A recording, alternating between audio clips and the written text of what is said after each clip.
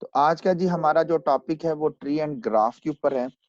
और सबसे पहले जब हम बात करने लगे हैं वो ट्री की डेफिनेशन के ऊपर बात करने लगे हैं। और अभी मैं स्टूडेंट्स को बता रहा था कि किसी भी इंटरव्यू के अंदर अगर आप जाते हैं और अगर आप एल्गोरिदम्स का ये डेटा स्ट्रक्चर का पोर्शन जो कि एक बड़ा ही स्ट्रॉन्ग एरिया कंसिडर किया जाता है किसी भी इंटरव्यू में, जब आप अपनी डोमेन सेलेक्ट करते हैं और आप कहते वो आपसे पूछता है कि आपका एरिया ऑफ इंटरेस्ट क्या है और आप कहते हैं ना कि डेटा स्ट्रक्चर है या एल्गोरिदम है। ये देखिए, डेटा स्ट्रक्चर एंड एल्गोरिदम ना बोलें या डेटा स्ट्रक्चर बोल रहे हैं या एल्गोरिदम बोल रहे हैं, क्योंकि ये दो अलग अलग डोमेन है। अगर आप डेटा स्ट्रक्चर बोलते हैं तो या एल्गोरिदम बोलते हैं तो ये दोनों बहुत एक यूं कहा जा सकता है कि स्ट्रॉन्ग डोमेन्स हैं किसी भी इंटरव्यू में, जब आप कोई अपना स्पेसिफिक या इंटरेस्टेड एरिया बोलते हैं। तो बात करते हैं सबसे पहले ट्री के पॉइंट ऑफ व्यू से। बड़ा कॉमन सा क्वेश्चन पूछा जाता है, वो आपसे पूछता है जी कि फिर ट्री और ग्राफ में थोड़ा डिफरेंस बता दें, क्योंकि डाटा स्ट्रक्चर वाले को तो ये बड़ा क्लियर पता होता है कि ट्री और ग्राफ क्या है। याद रखिएगा कि ट्री और ग्राफ के अंदर बस माइनर सा डिफरेंस पड़ता है, जिस वजह से ये दो अलग अलग डाटा स्ट्रक्चर कंसिडर होते हैं। और इनके अंदर जो ऑपरेशंस या इनके नोड्स का या इनके एजेस का जो नाम होता है वो सिमिलरली एक दूसरे के क्लोज क्लोज होता है, लेकिन दोनों के ऑपरेशंस अलग हैं, दोनों के अंदर डाटा स्टोरेज का कॉन्सेप्ट अलग है, दोनों के अंदर जो ट्रेवर्सल्स है वो है अलग, लेकिन एक दूसरे से सिमिलर जैसी है, अलग है पर सिमिलरिटी बहुत पाई जाती है। तो ट्री के बारे में बात याद रखिएगा, बड़ा कॉमन सा है। मेरे अपने कई इंटरव्यूज के अंदर मुझे पूछा गया कि what is the difference between tree and graph, और रीजन इज दैट कि जो डाटा स्ट्रक्चर पढ़ाता है वो इन चीजों से बहुत अच्छे तरीके से रूबरू होता है। द ट्री बेसिकली क्या है? ट्री है तो एक डाटा स्ट्रक्चर है और ये हमारे पास नॉन लीनियर डाटा स्ट्रक्चर है। A tree has a set of nodes. Node already हमने लिंक लिस्ट के अंदर पढ़ा है कि नोड बेसिकली हमारे पास डाटा होता है, इंफॉर्मेशन होती है, एड्रेस ऑफ नेक्स्ट या प्रीवियस नोड होता है। मैं डब्ल्यू के बारे में भी बात कर रहा हूँ। एंड डायरेक्टेड एजेस से मुराद there is a linked, there is a addresses. Basically हम ट्रीज में लिंक्ड कहते हैं, जैसे एक पत्ते से दूसरे पत्ते के दरमियान एक लिंक होगा, this is called edge that connect them. इसका मतलब ये है कि सेट ऑफ नोड्स होते हैं जो कनेक्टेड होते हैं वाया डायरेक्टेड एजेस के। Directed edges it means there is a directed edges, there is a dedicated edges, यानी मेरा अगर खुबैब के साथ राब्ता होगा तो सिर्फ डायरेक्ट राब्ता होगा और ये सिंगल राब्ता होगा, एक सिंगल एक यूनिक राब्ता होगा। वो कहता है कि इसमें से एक जो नोड होगा हम उसको डिस्टिंग्विश्ड करते हैं as a root node.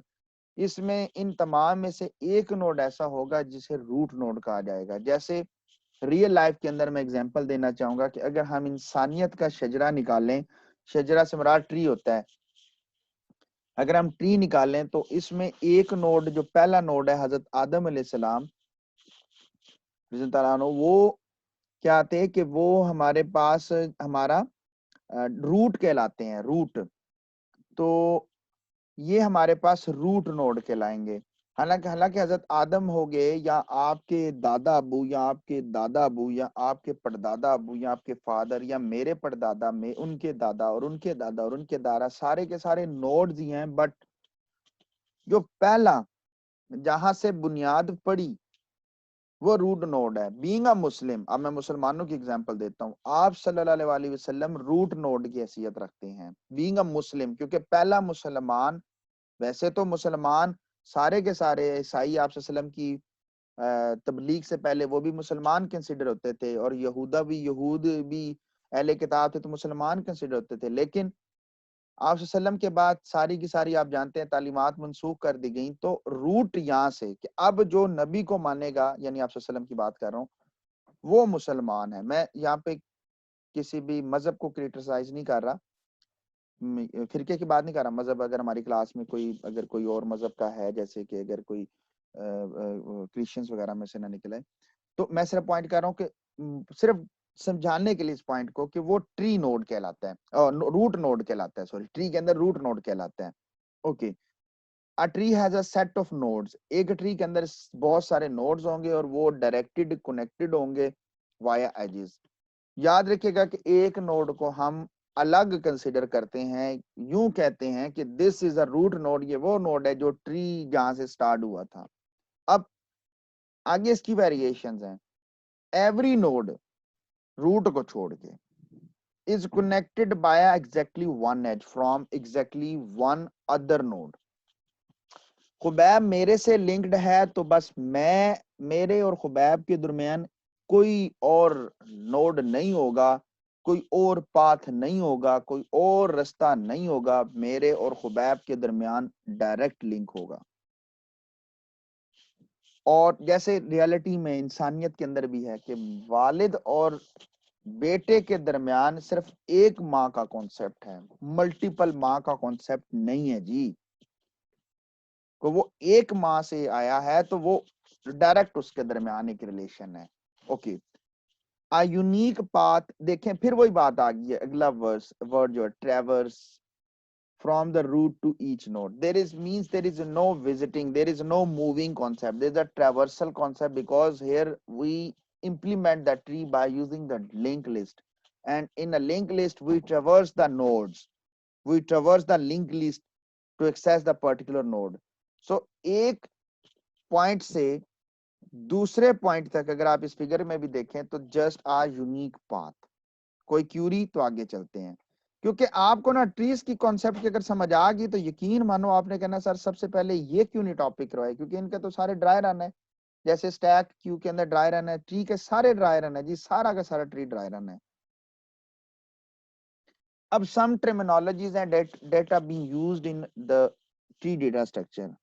4 minute रह गए हैं तो मैं ये चाहता हूं कि हम इसको जल्दी जल्दी से इसको इस पोर्शन के अंदर कंप्लीट कर लें, फिर हम ट्री की वेरिएशंस पे बात कर लेंगे आज। सम ट्री टर्मिनोलॉजी, सबसे पहले नोड। अब कौन कौन सी टर्मिनोलॉजीज होंगी? नोड। आगे इस सब की प्रैक्टिकल में आगे दिया हुआ है जी, कोड इसका, कोड नहीं इसकी एग्जांपल दी हुई है। An element in the tree refer to data and other node. हाँ वो सही कह रहे हैं। नोड क्या होता है? अभी तो बताया कि यार डाटा होगा और एड्रेस होगा to the next node. Path क्या होगा?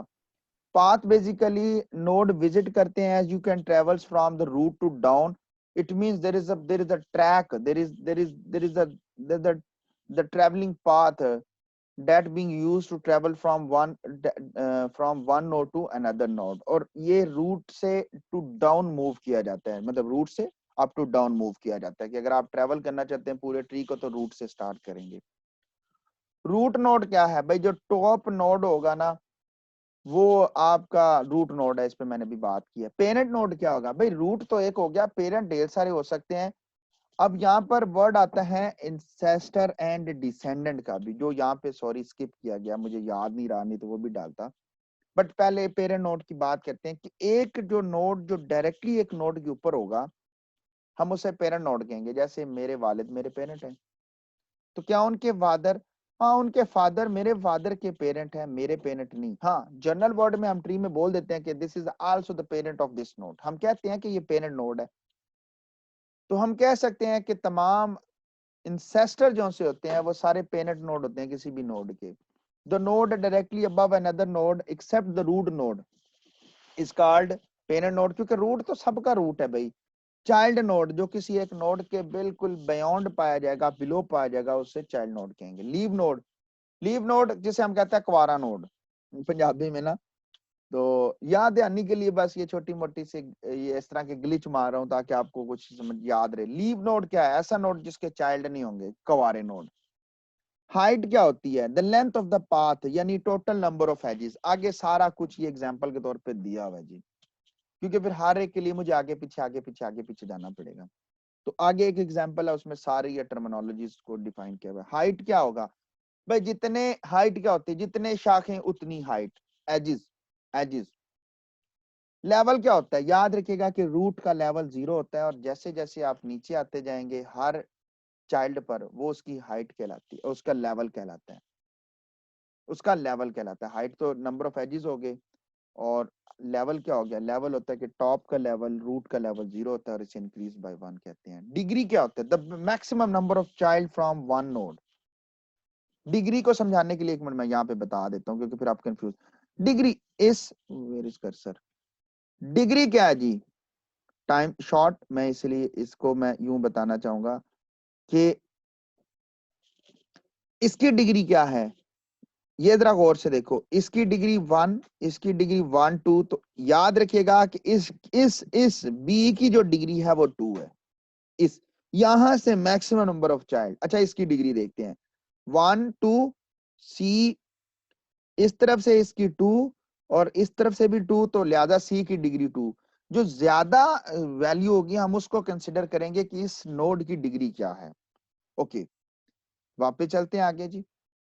लेफ्ट डिसेंडेंट, किसी एक नोड के लेफ्ट साइड वाले सारे के सारे जो चाइल्ड होंगे उसके लेफ्ट डिसेंडेंट, और जो उसके राइट पर पड़े होंगे वो राइट डिसेंडेंट होंगे। ब्रदर नोड क्या होता है?